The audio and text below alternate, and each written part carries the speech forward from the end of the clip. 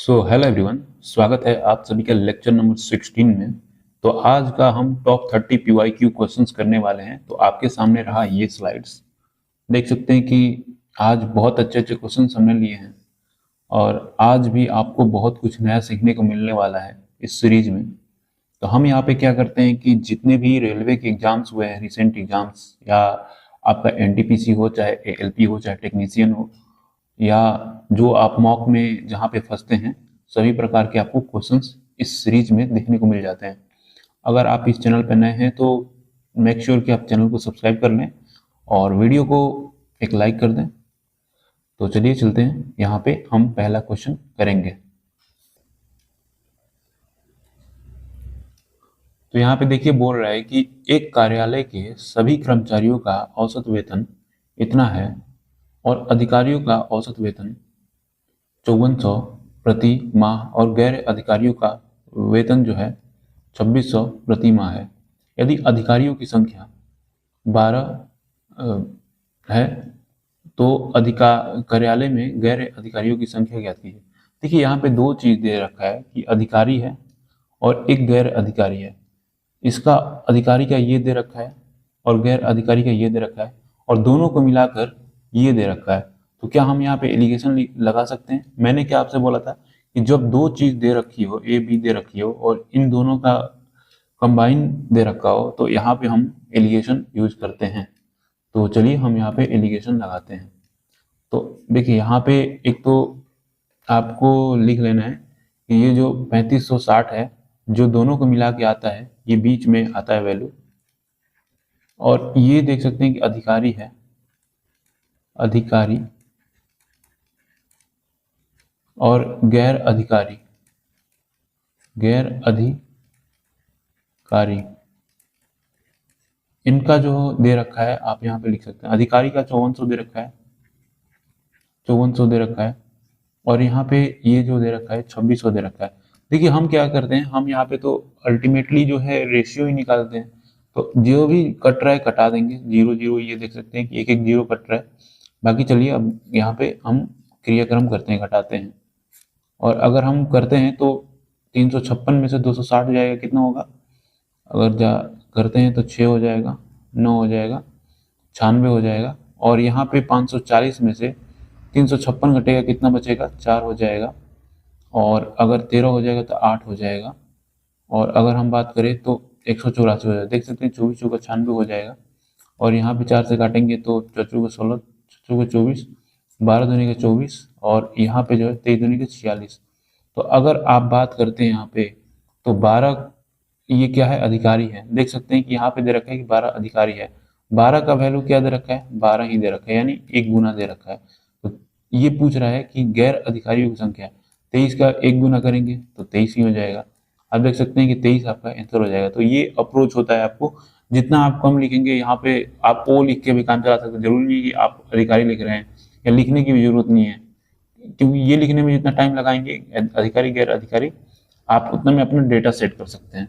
तो वो आप लिख सकते हैं ऑफिशियल के लिए, अनऑफिशियल के लिए, अपना जो भी है अपना बना सकते हैं, है ना, ताकि कंफ्यूज ना हो।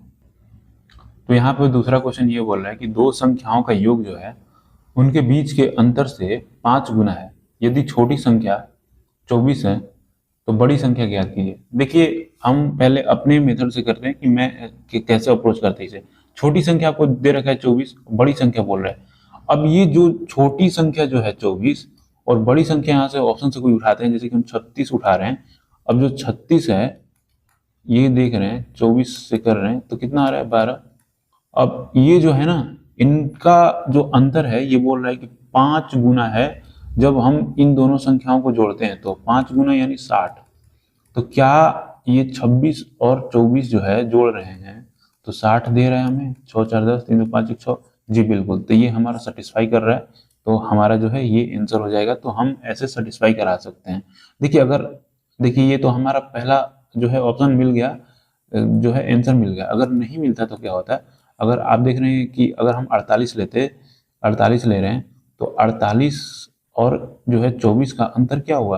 48 और 24 का अंतर जो है आपका 24 हुआ। और 24 का 5 गुना 120 हो रहा है। तो क्या हम 48 और 24 जोड़ रहे हैं तो 120 आ रहा है? जी बिल्कुल नहीं आ रहा है, यानी या तो 6 एक साथ 72 ही आ रहा है, तो ये जो है सेटिस्फाई नहीं कर रहा है। तो ऐसे ही ये सभी सेटिस्फाई नहीं करेंगे, तो ये जो है आपका ऑप्शन सेटिस्फाई कर रहा है। तो मैंने इतना आपको एलेबोरेट किया ताकि आप इसको पकड़ पाएँ। जब आप करने आएँगे, जब आप ये सीख गए, आपके पास ये ऐसा क्वेश्चन आएगा, तो आप आराम से इस मेथड को लगा सकते हैं और बहुत फास्ट अप्रोच है। बाकी जिसको देखना है तो वो भाई देख ले कि बोल रहा है कि दो संख्याओं का योग, मान के चलिए एक संख्या ए है एक संख्या बी है, तो इनका जो योग है इनके बीच के अंतर का 5 गुना है, ए माइनस बी के 5 गुना है ना। तो यहाँ पे बोल रहा है कि छोटी संख्या मान के चलते हैं बी है हमारा, तो ए प्लस 24 दे रखा है, यहाँ पे 5 ए माइनस 24 है, तो ए 24 5a माइनस 120 हो गया, और a 24 आप इधर ला सकते हैं 24 को, और हम इसको जो है उधर भेज देते हैं a को, a उधर जाएगा तो 4a हो जाएगा ना। तो काट देंगे, यहाँ पे अगर हम बात करें तो ये 120 है ना, तो यहाँ पे 144 हो जाएगा, 4a तो 36 हो जाएगा। देख सकते हैं कि अगर आपको ये सब करना अच्छा लगता है तो आप कर सकते हैं। बाकी जो मैंने आपको अप्रोच बताया, पहला अप्रोच, आप ऐसे ही चीज़ों को कोशिश करें कि सोल्व करें, है ना। बाकी चलते हैं नेक्स्ट क्वेश्चन के पास।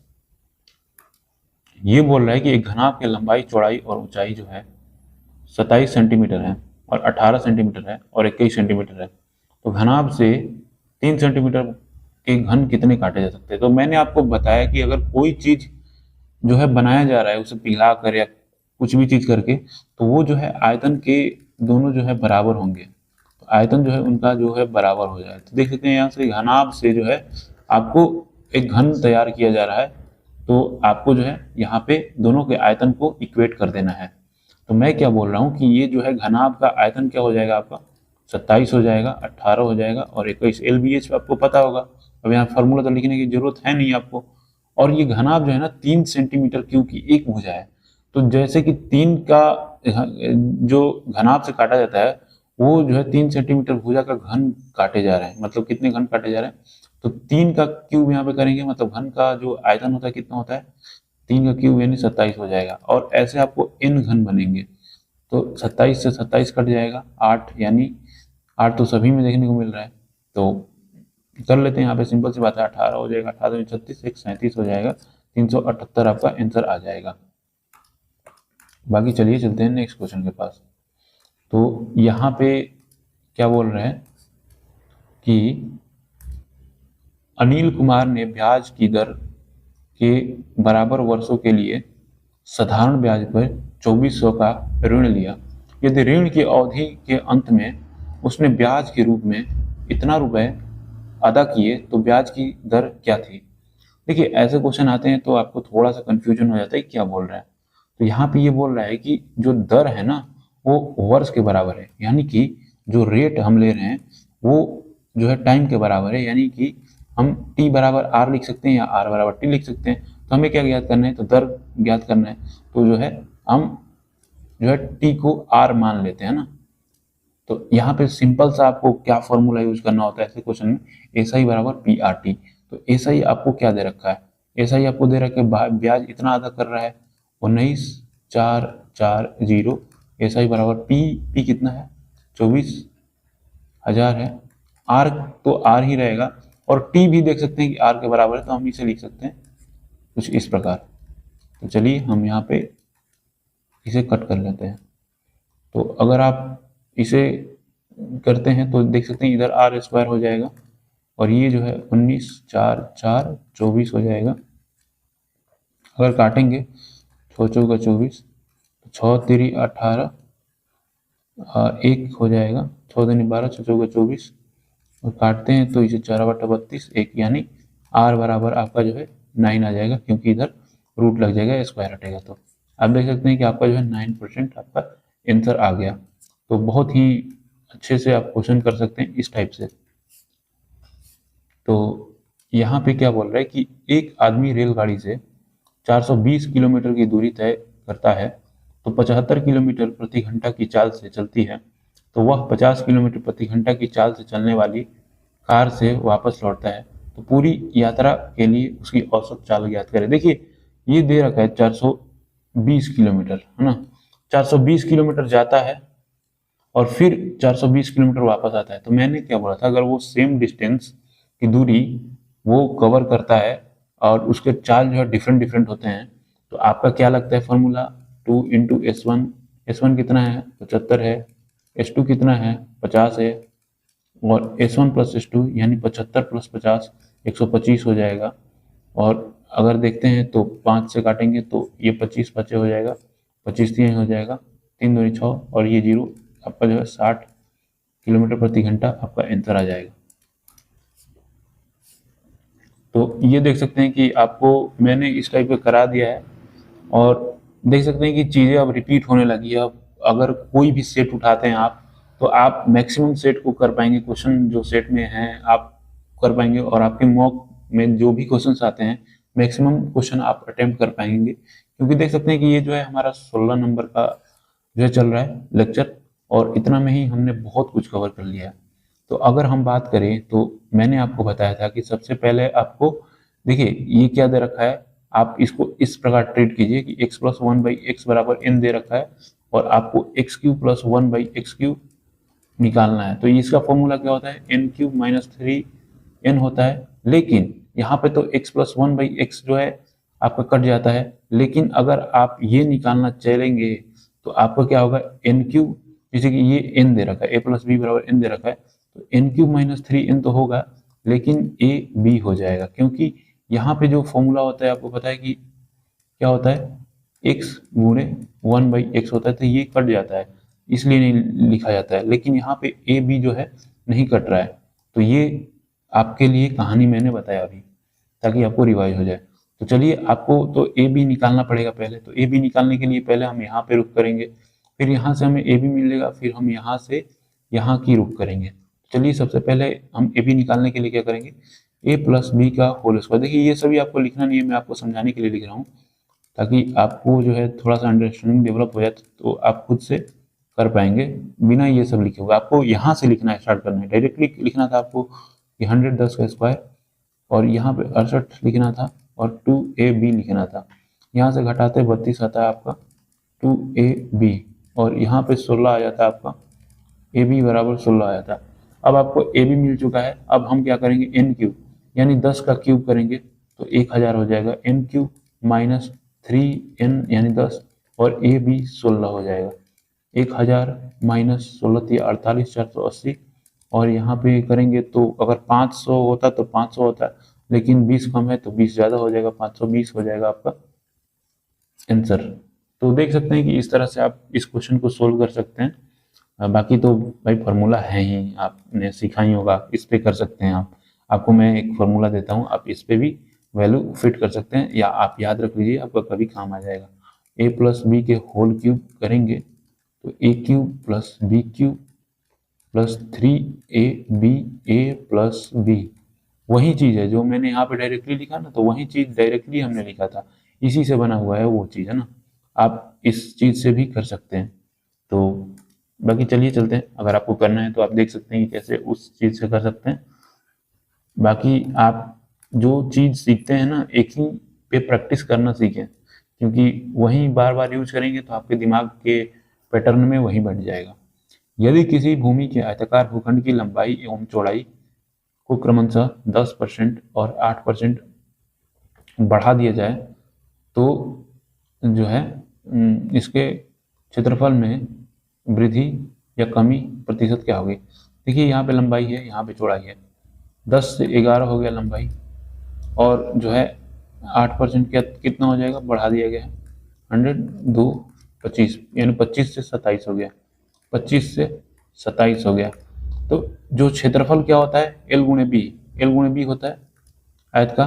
तो यहाँ पे जो पहले वाला क्षेत्रफल रहा होगा 250, और L गुणे बी करेंगे यहाँ पे 7 9 297, कितना बढ़ गया, यहाँ पे देख सकते हैं कि 47 बढ़ गया है, कितना पे 250 पे, यानी यहाँ पे देख सकते हैं कि इस प्रकार कुछ बढ़ गया। तो हम क्या करेंगे, 4 में गुणा कर देते हैं ताकि 100 बन जाएगा, तो हमें पॉइंट में निकालना बहुत इजी हो जाएगा। 7 चौक 28, 7 चौक 16, 16 2 18, तो नीचे जो है 25 चौका 100 है, तो एक जीरो से एक जीरो ये कट जाएगा, यानी 10 आएगा नीचे, यानी आपका जो है 18.8% जो है इंक्रीज होगा, ना कि डिक्रीज। यहाँ पे डिक्रीज भी लिखा है तो आपको डिक्रीज नहीं मानना है।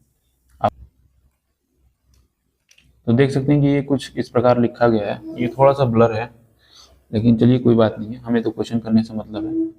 तो देखिए ये दे रखा है और ये कुछ इस प्रकार लिखा है, तो क्या हम इसे जो आइडेंटिफाई कर पाएंगे कि ये क्या लिखा हुआ है? जी बिल्कुल, ए स्क्वायर माइनस बी स्क्वायर के फॉर्मेट में लिखा हुआ है, तो ए प्लस बी होता है और ए माइनस बी होता है।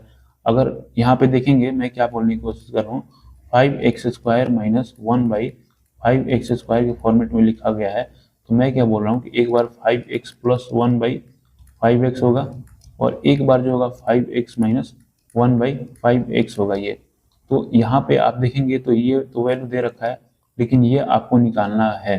तो जब आप माइनस वाले से प्लस वाले में जाते हैं तो क्या करते हैं, 68 करके और क्या करते हैं, प्लस जोड़ देते हैं, यानी 68 हो जाता है। 17 चौका 68 यानी 2 हो जाएगा कॉमन, यानी 17 यहाँ पे हो जाएगा। तो 2√17 ये गुणा हो जाएगा, 16√17 आपका आंसर आ जाएगा। देख सकते हैं कि बहुत आसानी से हमने कर लिया, और इस पैटर्न पे काफ़ी क्वेश्चन आते हैं, तो आपको इस पैटर्न को भूलना नहीं है, प्रैक्टिस में बिल्कुल रखना है आपको। तो यहाँ पे बोल रहा है कि एक व्यक्ति एक व्यू पॉइंट तक पैदल जाता है और अपनी कार से अपवर्ती चाल बनाए रखते हुए वापस प्रारंभिक बिंदु पर लौटता है, और इस प्रकार उसे कुल 9 घंटे 30 मिनट का समय लगता है। दोनों तरफ गाड़ी से यात्रा करने में उसे 7 घंटे कम लगते हैं। दोनों ओर समान चाल से पैदल जो है उसे कितना समय लगेगा? देखिए यहाँ पे अगर हम पैदल के लिए P डिनोट करें और जो है कार के लिए C, तो देखिए एक पैदल और अपनी कार से जाता है तो उसे कितने लगते हैं, 9 घंटे और 9 आवर और 30 मिनट लगते हैं। और अगर हम बात करें तो दोनों तरफ अगर गाड़ी से यात्रा करता है, यानी कार प्लस कार, इसे 2 कार ही लिख लेते हैं, 2C लिख लेते हैं ना, 2C लिख लेते हैं दोनों तरफ, तो 7 घंटे कम लगते हैं। जो ये लगा हुआ है ना देखने टाइम, ये जो टाइम लगा हुआ है, इससे 7 घंटे अगर आप कम करते हैं तो क्या होगा, 2 घंटे 30 मिनट होगा, समझ रहे हैं, 2 आवर 30 मिनट होगा यहाँ पे। तो क्या बोल रहा है कि दोनों ओर समान चाल से पैदल, यानी आपको 2P, यानी ये जो है P जो जा रहा है और P पैदल ही आ रहा है, तो 2P का मान ज्ञात करना है। तो आपको C से तो कोई जो है मतलब है नहीं, तो C को कटा दीजिए। देख सकते हैं यहाँ पे 2C है और यहाँ पे 2 से गुणा करेंगे तो हमें 2P का वैल्यू भी चाहिए और 2C कट भी जाएगा और इसमें भी 2 से गुणा हो जाएगा। तो अगर हम यहाँ पे थोड़ा सा फ्रेश वैल्यू लिखते हैं तो अच्छा रहेगा, ताकि आपको समझ में भी आएगा। तो यहाँ पे देखिए हमने क्या लिखा, 2P प्लस 2C है ना, 9 दूनी 18 आवर हो गया और जो है 60 मिनट हो गया, और यहाँ पे 2C एज इट इज रहेगा, 2 आवर हो गया 30 मिनट हो गया। अगर आप करेंगे घटाएंगे तो ये कट जाएगा और ये 2P एज इट इज आ जाएगा यहाँ पे, और यहाँ पे अगर हम घटाते हैं तो 16 आवर हो जाएगा और यहाँ पे जो है 30 मिनट हो जाएगा। आपका ये आंसर आ जाएगा, क्योंकि हमें 2P का ही वैल्यू निकालना था, यानी ये से घटा रहे हैं फिर दिक्कत हो जाएगा ना। तो ये देख सकते हैं कि 16 आवर 30 मिनट आ जाएगा। तो यहाँ पे आप बोलेंगे कि ऑप्शन में तो है ही नहीं। देखिए इस टाइप के जितने भी क्वेश्चन आए थे ना, ये आपके सारे ऑप्शंस गलत दे रखे थे। मैंने खुद वेरीफाई किया, बहुत सारे क्वेश्चन इस टाइप के जो आए हुए हैं, अगर आपका ऑप्शन मैच नहीं कर रहा है तो मान के चलिए आपने सही बनाया, लेकिन उसका जो ऑप्शन दे रखा है वो गलत दे रखा है। तो ये जो है बोनस में काउंट हो जाएगा। अगर आपके अब तो शायद RPFSI का रिजल्ट भी आ गया है ना, तो ये बोनस में गया होगा क्वेश्चन, क्योंकि यहाँ पे इसके जो ऑप्शन थे गलत थे, और जितने भी पूछे गए बहुत सारे क्वेश्चन पूछे गए इस टाइप पे, तो सभी के लगभग गलत ही थे ऑप्शन। बाकी आप वैसे अप्रोच कर सकते हैं। तो यहाँ पे क्या बोल रहा है कि यदि किसी संख्या के 25% को 72 में जोड़ा जाता है तो परिणाम स्वरूप संख्या समान संख्या प्राप्त होती है। तो उसी संख्या का 60% ज्ञात कीजिए। मान चलिए एक संख्या x रहा होगा, x का 25% यानी 1/4 को 72 में जोड़ा जाता है या 72 को इसमें जोड़ा जाता है, कोई बात नहीं है, तो वो x प्राप्त होता है। तो अगर हम बात करें तो 4 हो गया और ये x हो गया, 72 चौका कितना हो जाएगा, 4 दूनी 8, 7 चौका 28, 288 हो गया ना, 288, और ये यहाँ पे x हो गया, x प्लस 288 4x हो गया। और अगर हम बात करें 288 इधर आएगा तो 3x हो जाएगा, और 288 से काट देंगे तो कितना बार में कटेगा, 3 9 27, 3 6 18, यानी कि x बराबर कितना हो गया, 96 हो गया, 96 हो गया, देख सकते हैं। तो अब उस संख्या का 60% बोल रहे हैं, यानी 96 जो है उसका 60% कितना हो जाएगा, 60% का जो फ्रैक्शन होता है 3/5 होता है। तो हम यहाँ पे 2 से गुणा कर देते हैं, 10 बन जाएगा, तो हम दशमलव बैठाने में बहुत अच्छा रहेगा। 3 दूनी 6, 6 6 के 36, 9 6 के 54, 357 आपका आ गया, और नीचे 10 था तो 57.6 आपका जो है आंसर आ गया, 57.6 आपका आंसर आ गया।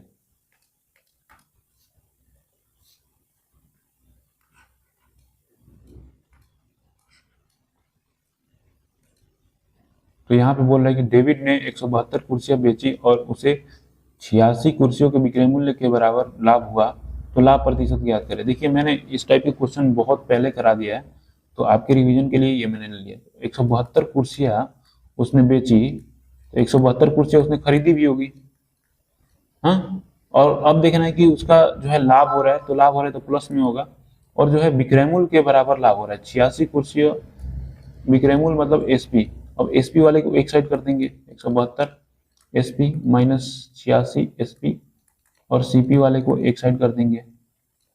तो अगर आप घटाते हैं तो 6 हो जाएगा, और ये हो जाएगा 16, 8 हो जाएगा। तो यहाँ पे देख सकते हैं, और 172 सीपी, तो ये तो अभी है ना भाई, 6 दूनी 12, 8 दूनी 16, यानी 2 बार में जाएगा, तो 1 हो गया, यानी एसपी जो है और सीपी जो है इसका 2/1 रेशियो आ गया। यानी अगर आप करते हैं लाभ निकालने जाते हैं तो 1 का लाभ हो रहा है तो 1 पे, यानी 100% आपका जो है क्या हो रहा है, प्रॉफिट हो रहा है। देख सकते हैं ये आंसर हो जाएगा। आई होप कि आपको समझ में आया होगा, इस टाइप के क्वेश्चन आते रहते हैं आपके, बस कुछ है नहीं। एक ठोस घनाभ के 3 आसन्न फलकों का क्षेत्रफल 127 सेंटीमीटर स्क्वायर है, 32 सेंटीमीटर स्क्वायर है, 254 सेंटीमीटर स्क्वायर है, घनाभ का आयतन क्या होगा। देखिए ये तो हमने कल ही किया था, और ये एनटीपीसी या ग्रुप डी में किसी एग्जाम में आया हुआ था, और कल हमने क्वेश्चन किया था वो फॉर्मूले के फॉर्मेट में था। लेकिन हाँ, ये आज देख सकते हैं कि आरपीएफ एसआई में आया हुआ, 2024 में आया। तो आपको अब देखने को पैटर्न मिल रहा है कि भाई चीजें रिपीट होती है ना, आपको बस कंसेप्ट को पकड़ के रखना है, बाकी आप किसी भी एग्जाम के क्वेश्चन कर सकते हैं। तो ये आपके लिए HW है।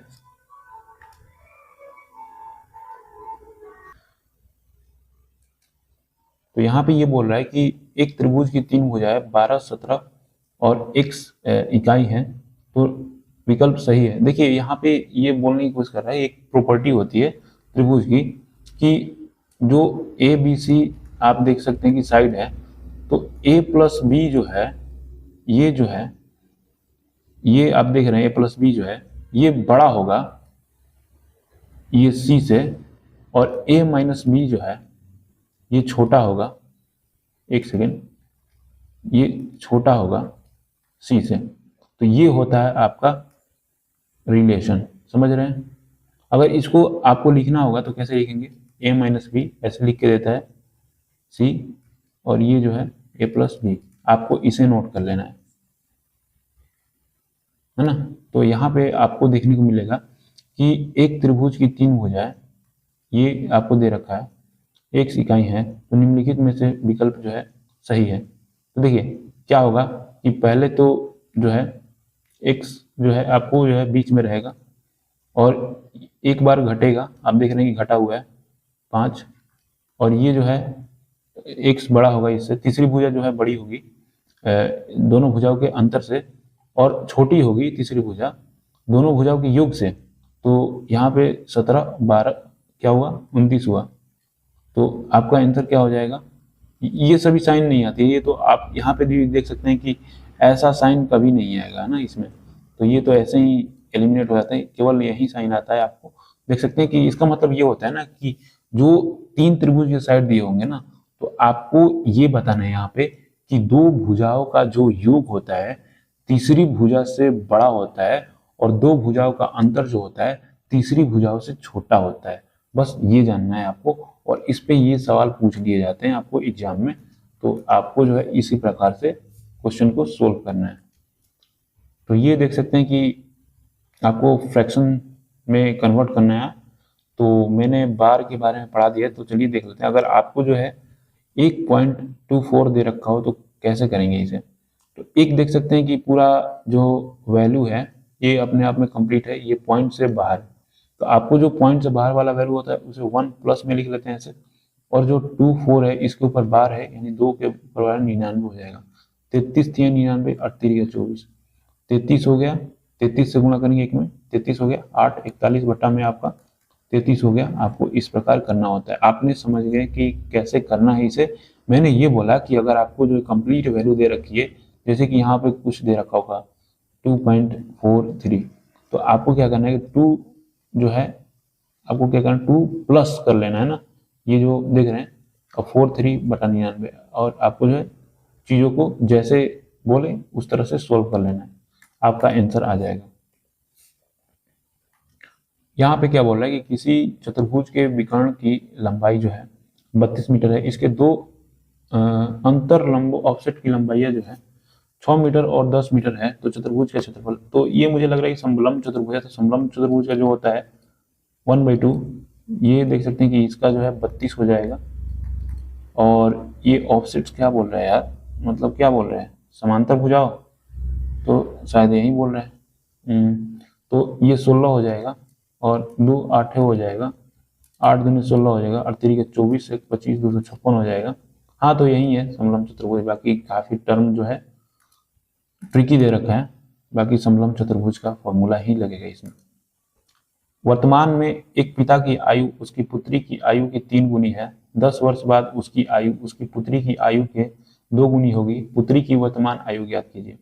देखिए यहाँ पे फादर है और डॉटर है, बोल रहा है कि पुत्री की आयु जो है की 3 गुनी है, फादर की आयु जो है पुत्री की आयु की 3 गुनी, यानी ये एक है तो ये 3 है। अब 10 वर्ष बाद जो बोल रहा है कि 10 वर्ष बाद जो है उसकी पुत्री की आयु जो है 2 गुनी होगी। तो 2 गुनी होगी 10 वर्ष बाद, यानी जो पुत्री है उसकी 1 रही होगी, तो फादर की 2 रही होगी। लेकिन आप देखेंगे तो जो आयु होता है भाई, 2 लोगों का आयु जो होता है वो कितना भी बड़े हो जाएं या छोटे हो जाएं, उनका तो भाई आयु का अंतर जो है वो सेम ही रहेगा।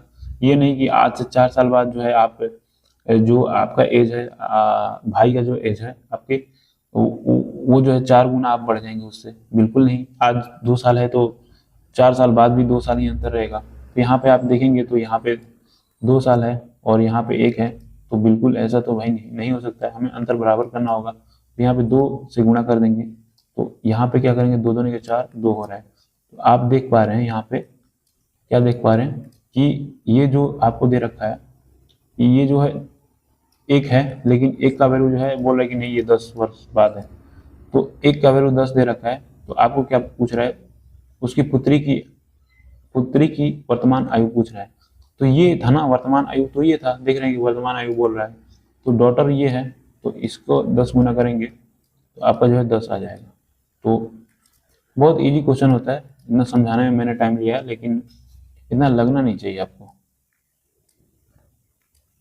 क्या बोल रहा है कि अमिता अपनी सहेली अमृता से 2 वर्ष बड़ी है। अमिता के पिता की आयु अमिता की आयु से 2 गुनी है, और अमृता की आयु उसकी बहन की आयु से 2 गुनी है। अमिता के पिता और अमृता की बहन की आयु में 43 वर्ष का अंतर है। अमिता और अमृता की आयु के बीच का अंतर, अमिता और अमृता, मतलब इतना सारे रामायण पढ़ने के बाद आपको पता चला कि इसका आंसर जो है 2 हो जाएगा, क्योंकि अमिता अपनी सहेली अमृता से 2 वर्ष बड़ी है।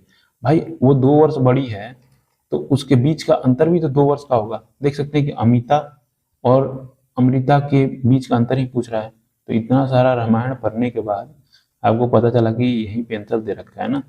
बाकी लोग, कुछ लोग बनाने लग जाएंगे, और बनाने लग जाएंगे तो भाई उसका परिणाम उनको भुगतना पड़ेगा, ताकि उनको टाइम कम पड़ जाएगा। तो संख्या जो है 36, 189, 54, 99 और 297 में 5 प्रकार के मार्बल को जार में रखा जाना है। प्रत्येक जार में केवल एक प्रकार का मार्बल है और प्रत्येक जार में मार्बल की संख्या समान है। पैकिंग के लिए आवश्यक न्यूनतम बक्सों की संख्या क्या होगी? देखिए, सबसे पहले तो आपको जो है इसका HCF निकालना पड़ेगा आपको। तो HCF अगर देखेंगे तो 36 है, 9 से कट रहा है, ये भी 9 से, 9 छक्के 54, 11 99, 29 27, ओके, 2 3। तो आपका जो HCF आपको देखने को मिल जाएगा कि HCF जो है 9 है। अब आपको क्या करना है कि जो है निकालना है, तो आपको जो है भाग कर देना है। जैसे कि 36 है, इसमें 9 का भाग करेंगे तो आपको जो है 4 निकल के आएगा। 189 में जो है 9 से भाग करेंगे तो कितना निकल के आएगा? 21 निकल के आएगा। हाँ, 21 यहाँ आएगा। 54, 9 छक्के 54, 99, 11 और 299, 9। तो कितना होगा यार? 29, 27, 29, 27। तो आप जब इसको जोड़ेंगे इन सभी को, तो आपका जो है निकल के आ जाएगा। तो यहाँ पे अगर हम जोड़ते हैं तो क्या आएगा, देख सकते हैं कि 4 1 5, 5 6 11 और 11 1 12 3 15। देख सकते हैं कि 2 2 यूनिट डिजिट आ रहा है, लेकिन अगर हम बात करें तो आपको करना ही पड़ेगा। यहाँ पे 5 आ गया, 2 1 3 हो गया, 3 1 4 हो गया, 4 3 7 हो गया, यानी 75 आपका आंसर हो जाएगा ना। 75 आपका आंसर हो जाएगा। तो चलिए, ऐसे क्वेश्चन आपको मॉक में देखने को मिलते हैं, एग्जाम में तो बहुत कम ही देखने को मिलते हैं आपको। तो यहाँ पे देख सकते हैं कि ये क्वेश्चन दे रखा है कि दिए गए रेखा चित्र में यदि कोण BAC 30 डिग्री, कोण ABC 50 डिग्री और कोण CDE 25 डिग्री है, तो कोण AED का किसके बराबर होगा? तो मैं यहाँ पे क्या बताना चाहता हूँ आपको, देख सकते हैं कि सभी वैल्यू आपको दे रखा है। यहाँ पे आपको क्वेश्चन में कोई जरूरी की बात है नहीं, यही जरूरी है AED, यानी AED आपको ये निकालना है। तो आप देख रहे हैं कि ये एक्सटीरियर एंगल है आपका E का। तो मैंने आपको क्या बताया था कि अगर आप कोई त्रिभुज लेते हैं ABC, C का एक्सटीरियर एंगल क्या होगा? ये जो अल्फा मानते हैं इसको बीटा मानते हैं, इसके योग के बराबर होता है, आपको पता है। तो एक त्रिभुज में जो है दो एंगल एक ही तरफ के, जो विपरीत एंगल है उसके जस्ट अपोजिट वाले एंगल ये देख रहे हैं, इसका एक्सटीरियर एंगल जो होता है इनके योग के बराबर होता है। तो यहाँ पर आपको यही लगा देना है। जैसे कि अगर मैं बात करूँ 30 और 50, देख सकते हैं ये जो है इसका अपोजिट है, और इसका एक्सटीरियर एंगल ये जो है 50 30 80 हो जाएगा। और आप देख सकते हैं कि ये जो दोनों है ना, हमें ये निकालना था ना आपको। तो ये जो दोनों एक ही साइड के एंगल है और ये जो है आपका अपोजिट है, और इनका योग जो है 5 और 8 2 10, आप 105 जो देख रहे हैं, ये जो है आपका आंसर हो जाएगा। तो आई होप आप समझ चुके होंगे अच्छे तरीके से। यदि एक घन सेंटीमीटर संगमरमर का भार 25 ग्राम है, 28 सेंटीमीटर चौड़े और 5 सेंटीमीटर छोटे संगमरमर के एक ब्लॉक का भार जो है 112 किलोग्राम है, तो ब्लॉक की लंबाई क्या कीजिए।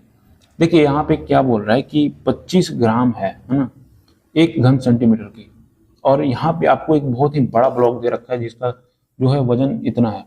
तो अगर आपको आयतन निकालना होगा तो क्या करेंगे, ये जो है घन का आयतन निकालना होगा, ये जो बड़ा वाला है, बड़ा वाला देख रहे हैं, और ये ग्राम में दे रखा है। पहले तो आपको इसे किलोग्राम को ग्राम में बदलना होगा।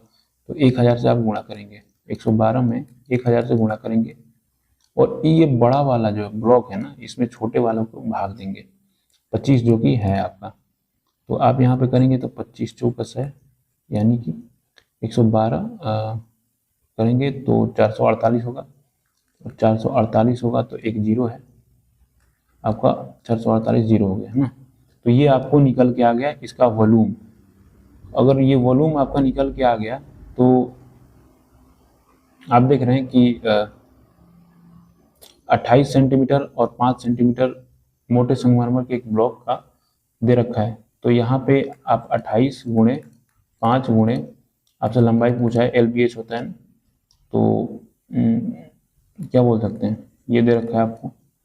और अगर आप बात करें तो 5 दूने का 10 हो गया, और ये गुणा में है, और यहाँ पे 28 को नीचे ले जाएंगे, 7 4 बार में तोड़ देंगे, 2 दूनी के 4, ये कट गया ना, और 2 दूनी के 4, 2 दूनी के 4, 2 चौका 8, 7 3 का 21, 7 दूनी का यानी 32 सेंटीमीटर आपका जो है आंसर आ गया।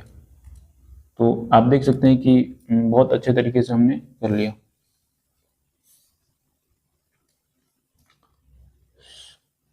तो यहाँ पे क्या बोल रहा है कि रमेश और सुरेश की मिट्टी की इमारतों की ऊंचाई क्रमशः 8 सेंटीमीटर और 15 सेंटीमीटर है। वे एक दूसरे से 24 सेंटीमीटर की दूरी पर हैं। उनकी मिट्टी की इमारतों की शिखर एक दूसरे से कितनी दूर है? चलिए आइए मिट्टी की इमारत बनाते हैं। एक है 8 और एक है 15,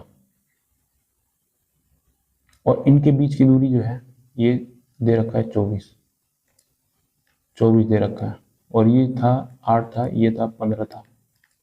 अगर ये पूछ रहा है ना, क्या पूछ रहा है कि उनकी मिट्टी के इमारतों की शिखर, ये जो शिखर है ना, ये जो आप देख रहे हैं, ये इसकी दूरी पूछ रहा है। तो अगर आप इसे मिलाते हैं तो ये क्या 24 होगा, ये देख रहे हैं ये 24 है तो ये भी 24 होगा, जी बिल्कुल होगा। और ये 8 है तो क्या यहाँ तक ये 8 होगा? जी बिल्कुल होगा, जी बिल्कुल होगा 8। ये 8 है तो ये पूरा 15 था तो ये 7 होगा, तो 7 24 25 का आपको ट्रिपलेट पता होगा, तो यही तो पूछ रहा है आपसे। बस सिंपल सा था। अगर आपको ट्रिपलेट नहीं पता है तो पाइथागोरस लगा सकते हैं वहाँ पे, बाकी आपको इतना सिंपल तो पता होना चाहिए। यदि अंश में 2 और हर में 5 जोड़ दिया जाए तो भिन्न जो है 1/2 हो जाती है। यदि अंश और हर दोनों में से 2 घटा दिया जाए तो यह 1/3 भी हो जाती है। तो भिन्न के हर और अंश के बीच धनात्मक अंतर ज्ञात करें। तो मान के चलते हैं भिन्न आपका जो है x/y रहा होगा, तो जब इसके अंश में जो है x में 2 जोड़ते हैं और हर में y में 5 जोड़ते हैं, तो आपका जो भिन्न जो है 1/2 बन जाता है। तो अगर हम क्रॉस मल्टीप्लिकेशन करते हैं 2x4 और y + 5 हो गया, तो ये 2x - y हो गया, और ये यहाँ पे 1 हो गया। तो और यहाँ पे देख सकते हैं कि क्या बोल रहे हैं, यदि अंश और हर दोनों में 2 घटा दिया जाता है, x में भी 2 घटाया जाता है, y में भी 2 घटाया जाता है, तो ये 1/3 हो जाता है। तो 3x - 6 हो गया, y - 2 हो गया, और 3x - y और -2 है, और ये +6 जाएगा यानी 4 हो जाएगा। तो आपको यहाँ पे दोनों को सोल्व करना होगा, इक्वेशन 1 और 2 को।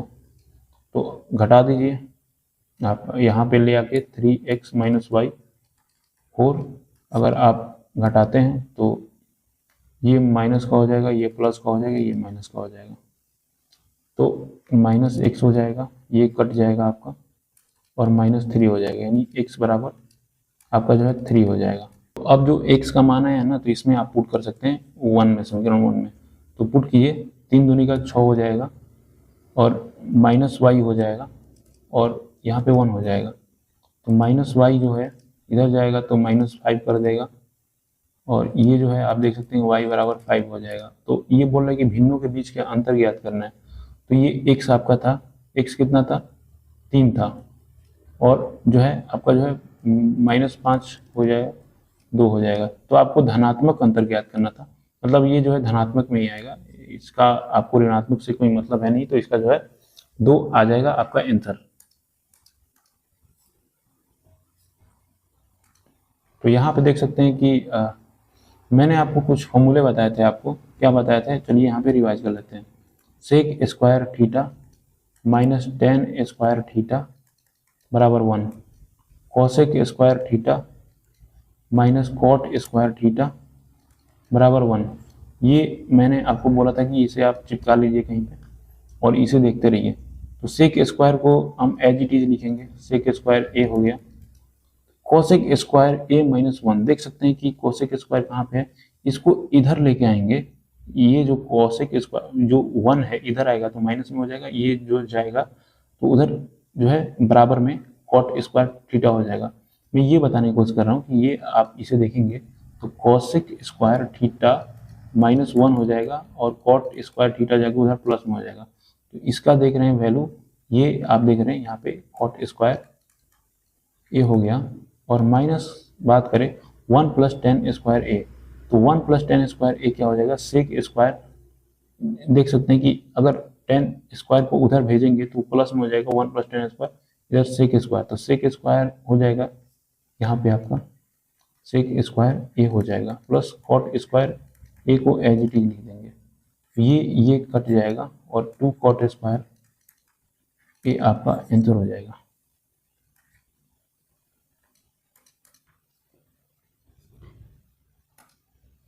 दो व्यक्ति जो है 56 किलोमीटर की दूरी पर स्थित दो स्थानों से एक दूसरे की ओर गाड़ी चलाते हुए आते हैं। पहले व्यक्ति की चाल 13 किलोमीटर प्रति घंटा है और दूसरे की जो है 14 किलोमीटर प्रति घंटा है। यदि वे एक साथ गाड़ी चलाना आरंभ करते हैं तो कितने समय के बाद वे एक दूसरे के 2 किलोमीटर के दूर। देखिए ये मैंने कंसेप्ट को बहुत अच्छे तरीके से बताया था पिछले लेक्चर में या इससे पिछले लेक्चर में बताया था, तो इसको आपको कमेंट करना है इस क्वेश्चन को, और ये आपका है HW, क्योंकि आप बनाएंगे कोशिश करेंगे तो आपको कंसेप्ट भूलेंगे नहीं, इसीलिए आपके लिए भी कुछ क्वेश्चन हैं। तो देख सकते हैं कि यहाँ पे बोल रहा है कि यदि a + b + c बराबर 7, ab + bc + ca बराबर 11 और abc बराबर -1, तो aq bq cq किसके बराबर। देखिए इस पे जो है ना, ये जो क्वेश्चन है इस पे 3-4 रिजल्ट जो है आपके डायरेक्टली पूछे जाते हैं, और मैं आपको धीरे धीरे सभी इसके रिजल्ट्स और इम्पोर्टेंट जो भी डायरेक्ट रिजल्ट बनते हैं सब कराऊंगा इस पे, है ना, क्योंकि ये बहुत बार पूछा जाने वाला क्वेश्चन है, एसएससी के तो फेवरेट है ये। तो इस पर्टिकुलर के क्वेश्चन को कैसे करना है, अगर ऐसा आपको दिखे कि ये दे रखा हो और ये दे रखा हो तो आपको कौन सा फॉर्मूला लगाना है ना, AQ + BQ + CQ -3 ABC A + B + C A + B + C के whole square -3 AB + BC + CA। तो इसे आपको चिपका लेना है अपने, बहुत इंपॉर्टेंट रिजल्ट है ये, है ना, तो इसे आपको नोट कर लेना है।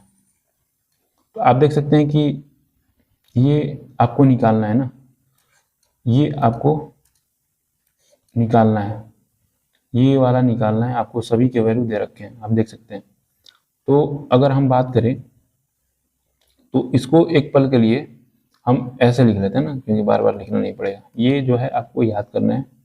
और -3 ABC, यानी ABC का माइनस दे रखा है और पहले से माइनस है, इसका मतलब जो है गुणा करेंगे तो प्लस में 3 बन जाएगा, और ABC का मान हमने पुट कर दिया -1, है ना।